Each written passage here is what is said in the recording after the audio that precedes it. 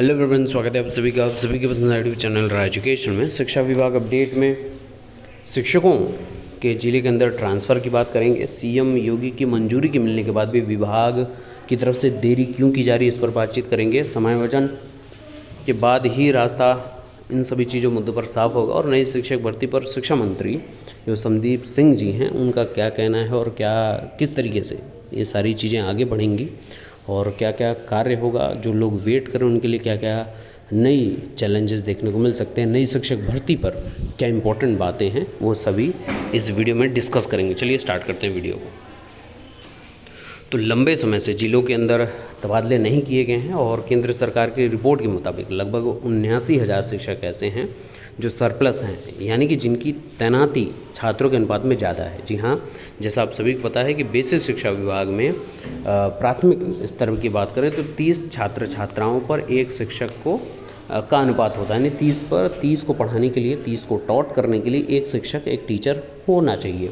और वहीं जूनियर की बात करें तो वहाँ पे 35 बच्चों पर एक टीचर नियुक्त होते हैं। इतनी एलिजिबिलिटी रिक्वायरमेंट है।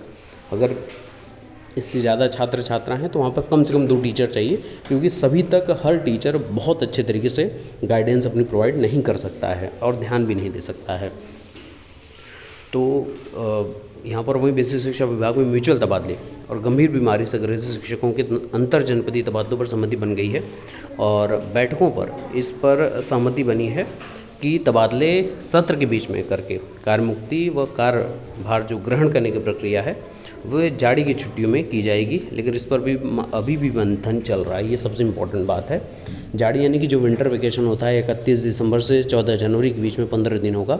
अभी से आपका कहा जा रहा था कि जुलाई माह के प्रथम सप्ताह में कार्य प्रारंभ होना चाहिए, लेकिन सारी मंजूरियां मिल गई, सारा कुछ हो गया, लेकिन शासनादेश जो है अभी भी बेसिक शिक्षा विभाग की लेट लतीफ़ी की वजह से मंथन ये चल रहा है कि अभी से अगर हम लोग सबसे ले लेते हैं तो कहने के बेसिक शिक्षा विभाग के पास काफ़ी लंबा समय रहेगा सारी चीज़ें खंगालने का।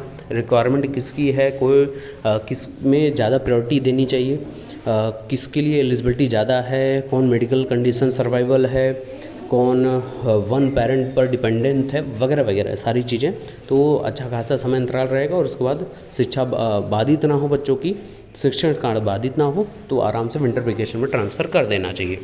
अब यही कल न्यूज़पेपर में इसके बाद निकला था जब मुख्यमंत्री की तरफ से स्वीकृति मिली थी। तो मुख्यमंत्री की स्वीकृति पर होंगे परिषदीय विद्यालयों के शिक्षकों के तबादले।